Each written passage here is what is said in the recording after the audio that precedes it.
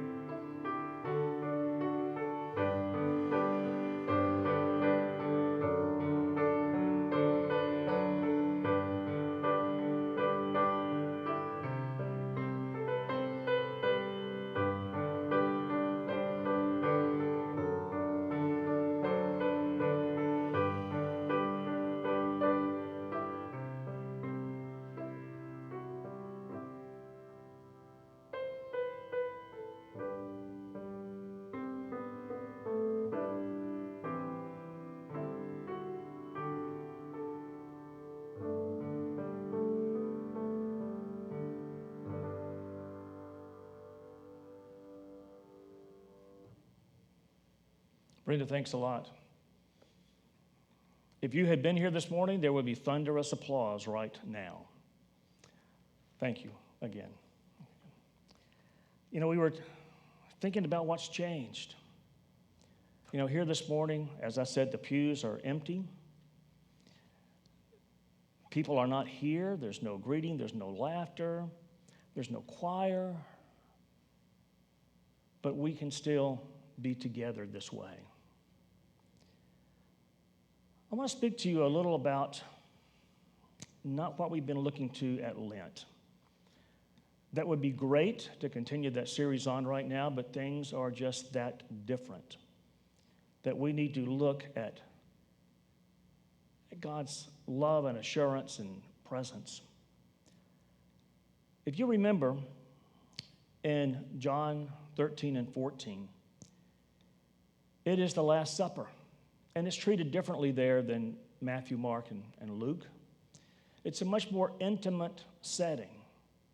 All the disciples have gathered around the table. Jesus is with them. It's that Seder meal. Judas is about to betray him, and Jesus sends him on to do what he's going to do.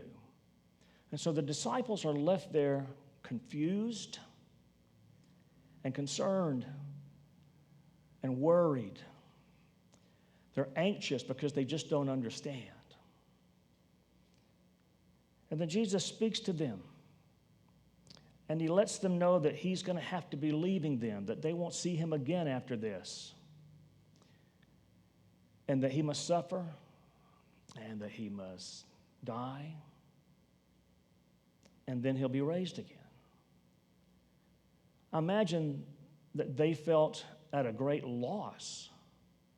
Beyond the confusion, this sense of loss, this sense of wondering if everything they have done so far has been worthwhile, has been legitimate, has been for the right reasons, has been for the right person. And I imagine they must be feeling a lot like we are. Several days later, Jesus is crucified. This Messiah, this great Christ who's going to come and liberate them and bring Israel back to its strongest point, just like it was with David. And they scatter, and they go into hiding, and they're fearful. Jesus is gone. Everything he taught them. How are they going to continue on? How can they do what he did? How are they going to get through this time without this leadership, without this presence? But Jesus hasn't left them alone. Going back a little bit to John 14, 26 through 27, Jesus says this, "But the advocate, the Holy Spirit, whom the Father will send in my name, will teach you everything and remind you of all that I have said to you. Peace I leave with you. My peace I give you. I do not give as the world gives. So do not let your hearts be troubled, and do not let them be afraid." Almighty God, we thank you for your Spirit. We thank you for your Spirit that is present here through the words of the Scripture. And Father, I ask your Spirit be upon me and Brenda and all those here. In Christ's name, amen. I learned a word,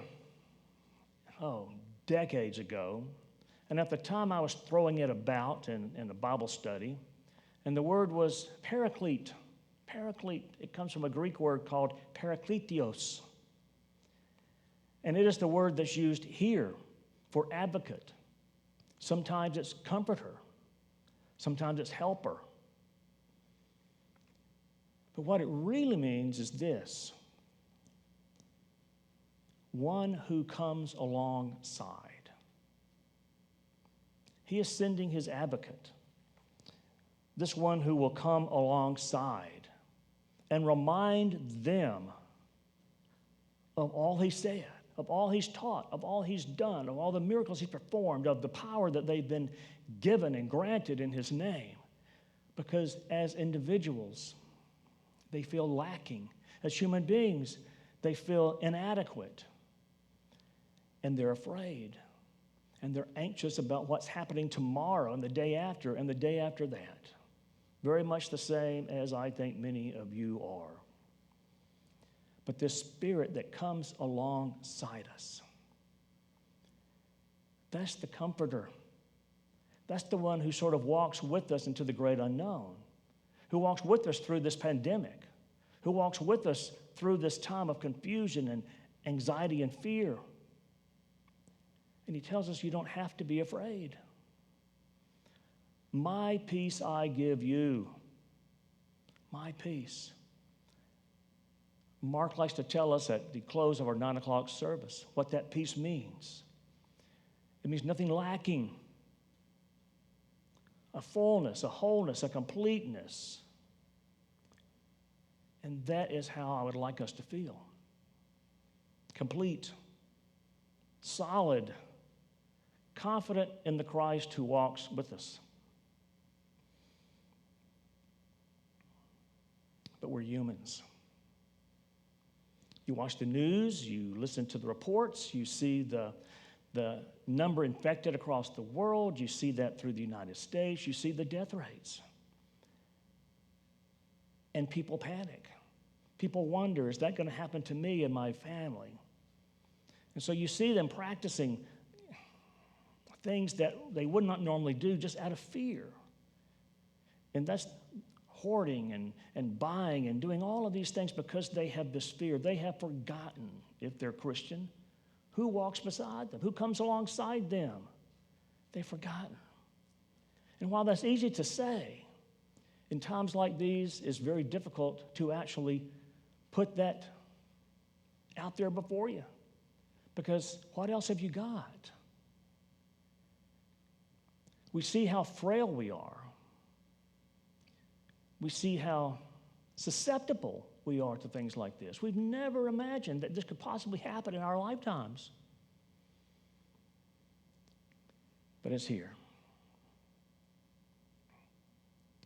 So this Holy Spirit, this Paraclete that takes us by the hand and walks with us and comforts us and reminds us of everything Christ did and taught, reminds us that his love is greater than anything, reminds us that he is with us every moment of the day, reminds us that if we open our ears and our eyes, we can see him and hear him. And if we allow ourselves to be susceptible to that, we'll walk through anything with hope, confidence, and assurance. There's another verse that I selected that was sort of, in fact, both of these are a little out of context. One is what you hear closer to Easter, and the other is what you hear mostly during Advent, and that's this. In Matthew 1:23, Matthew's quoting a scripture from Isaiah 23, I believe. He says, "Look, the virgin shall conceive and bear a son, and they will call him Immanuel," which means God is with us. If you can't remember anything else, remember that Immanuel, God with us, is the one who walks beside. He's the one who comes alongside us and defends us and lifts us up and encourages us and alleviates our fears if we allow it. This Immanuel lives with us, among us, in our communities, in our world, even though he's ignored by many, shunned by others, but he's worshiped as Lord and Savior by you and me.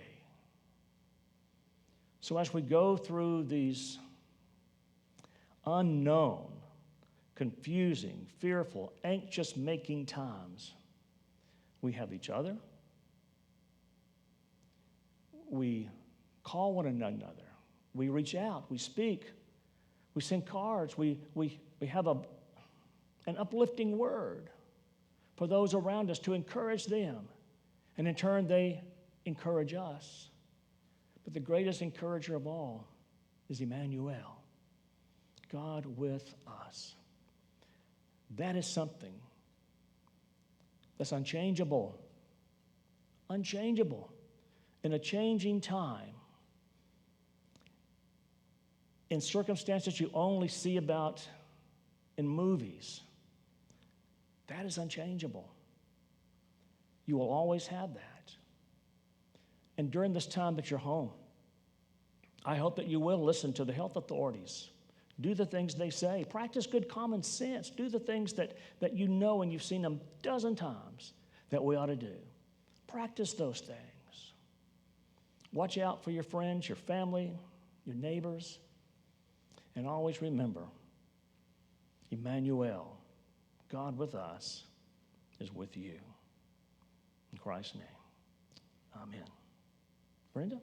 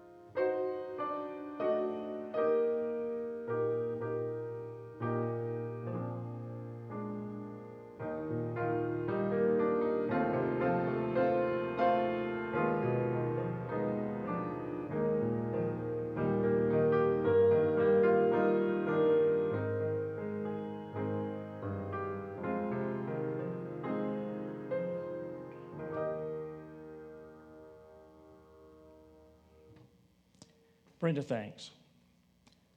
Again, I want to thank you for joining us this way over our YouTube channel. I hope that in the days to come, we will be looking at alternative ways to bring a good word of encouragement, a good word of hope, a good word of salvation, a good word of Immanuel to you.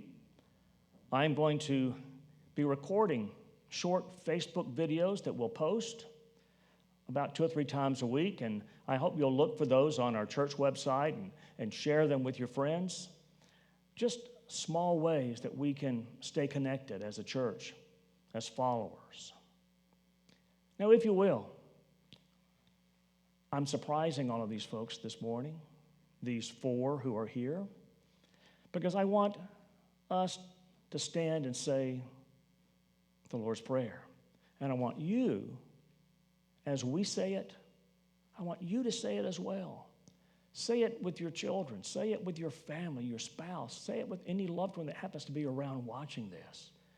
Participate in this. This is something we share, and this is how we stay connected. Let's pray. Our Father, who art in heaven, hallowed be thy name. Thy kingdom come, thy will be done on earth as it is in heaven. Give us this day our daily bread, and forgive us our trespasses, as we forgive those who trespass against us. And lead us not into temptation. Deliver us from evil. For thine is the kingdom, the power, and the glory, forever and ever. Amen. Thank you again. God's peace.